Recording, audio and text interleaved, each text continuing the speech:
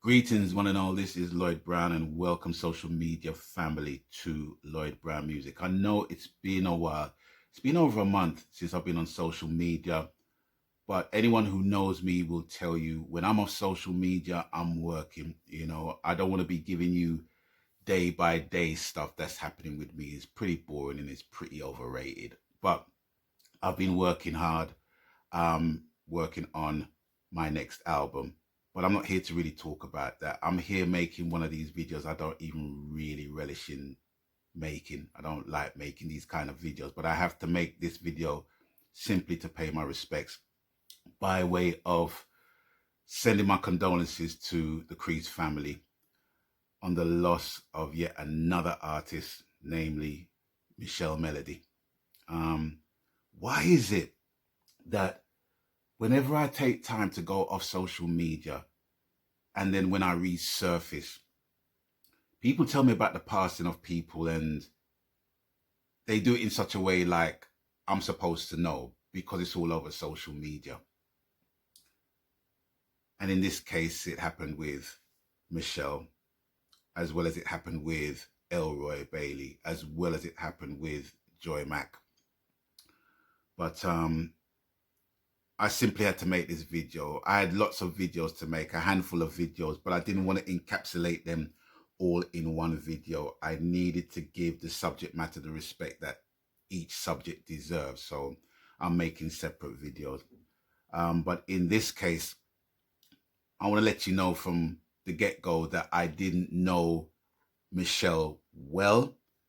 I have conversed with her probably around a handful of times, but they were, let's just say, lengthy exchanges in conversation. And if I may, I just want to give you a backstory as to how I met her and the vibe that she basically brought to my attention. Now, the first time I met her was at a concert that I performed at with Tipper Irie, when Tipper put on his Tipper Irie and Friends concert at the Jazz Cafe. Now, when I finish my performance, I do my usual thing and I just mill around the audience and do my meet and greet and thank people for coming to the event. Even though it wasn't my event, that's just my way. I just do that. And I remember meeting Michelle, and she literally just lunged at me and she says, look, we have gap teeth. You know what I mean? I'm your gap teeth sister. And I kept the joke running as we took the picture by saying, yeah, man, gap teeth people of the world must unite.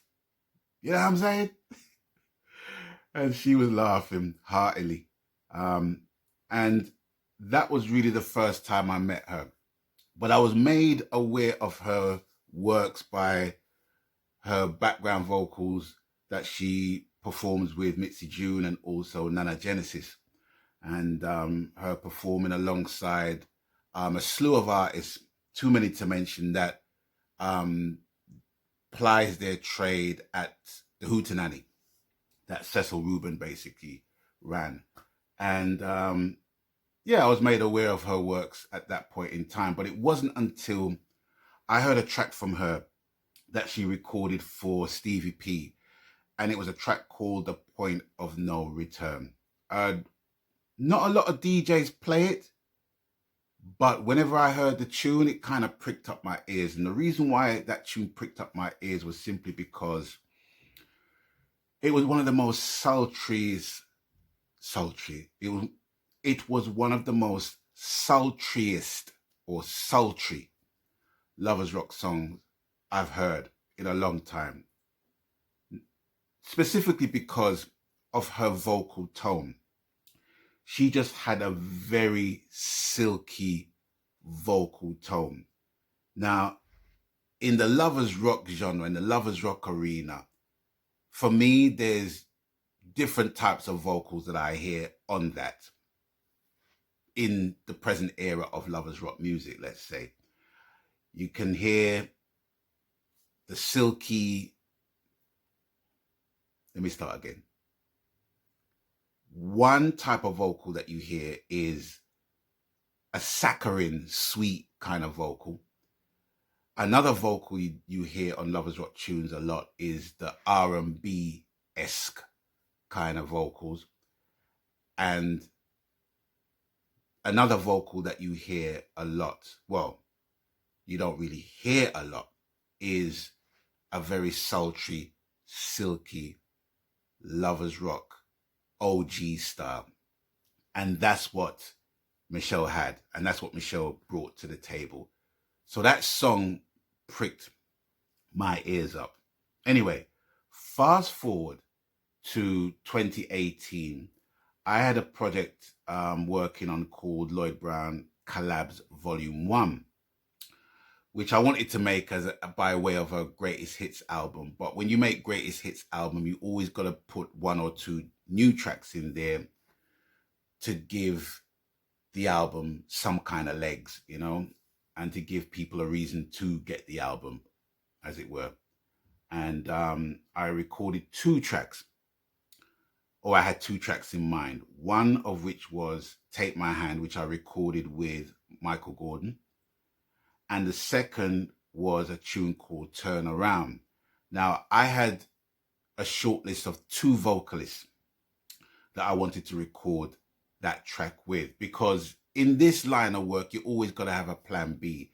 Not to say the plan B is any way less than plan A, but that's how I work. And the 2 vocalists in question was Paulette Taja and Michelle Melodee.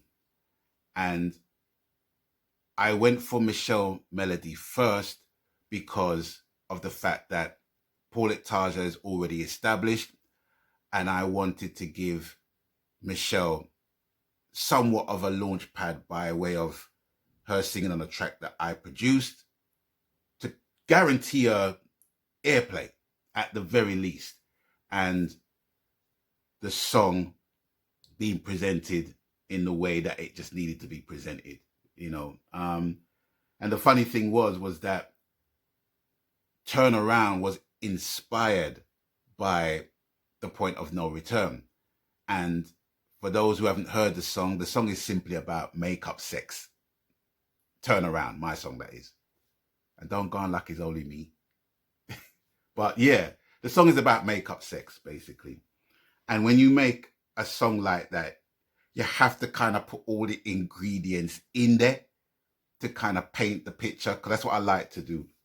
And both Paulette's vocals and Michelle's vocals fitted that perfectly. Anyway, when I approached Michelle in asking her to collaborate with me, she said, I would love to, but I don't think I can. And when I asked her why, she told me. And what she told me wasn't really good, let's just say. And I completely overstood where she was coming from, to which I replied, listen, if you need to talk, if you just need to talk, doesn't have to be about music, it could be about anything. I'm on the other end of the line. I'm a phone call away. And she thanked me for that. And I went to plan B, and it was Paulette Taja that I eventually recorded the song with.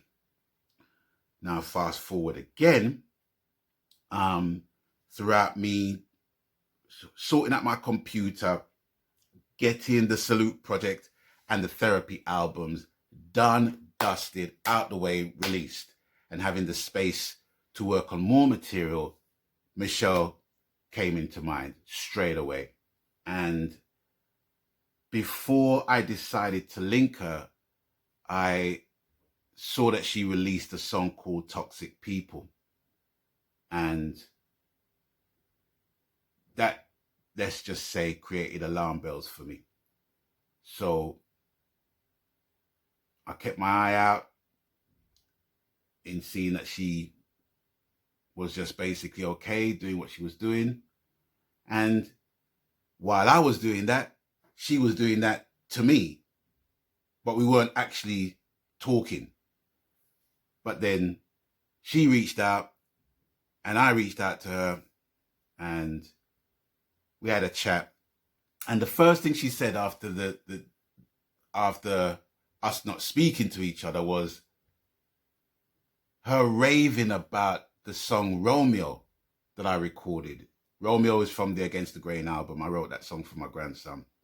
And she absolutely loved that song. Love it. And I said to her, I don't want you to take this in any other way, you know, but I personally think that you have one of the most sexiest vocals right now.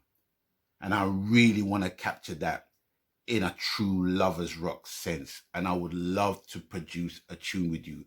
I don't care if it's a collaboration. I don't care if it's just a single project or an EP project, but I really want to produce some songs with you in your vocal style. And she said, yeah, she would love to do it. And I said to her, well, let me just down my tools. And when I'm ready, I'll link you. And I discovered that she lived near to me as well. So I knew things was going to be logistically easy, let's just say. And sadly, that was the last conversation I had with her. I don't really have much else to say, but thank you, Michelle, for you entering my life in a musical way that keeps me going in this thing, you know? Being a musician, being a singer, being anyone who is creative, you know, a sculptor, an artist, a composer, anyone that's in the creative industry, you know, I have an affinity with because of what it takes here and what it takes here to do what they need to basically do. And if anything is disturbed here or here, you know, being in the expression business is it's an easy thing to identify and have empathy with. And when I found out of her passing, just knocked me for six. Absolutely knocked me for six. But I just want to say, Michelle, thank you. Thank you for what you brought to the table, you know? Thank you. And that's all I have to say. I don't really have anything else to say. It's sad at any time to lose someone, to lose a colleague, to lose a friend, to lose a family member. But in these times right about now where you can't even grieve properly, I can't even imagine. Even with this lockdown easing. All right, anyway, I've got some works to do. I haven't really got much more to say, but I just wanted to make this video by way of paying my respects to Michelle Melodee. So, bless y'all and thank you for watching. I'm out of here, gone.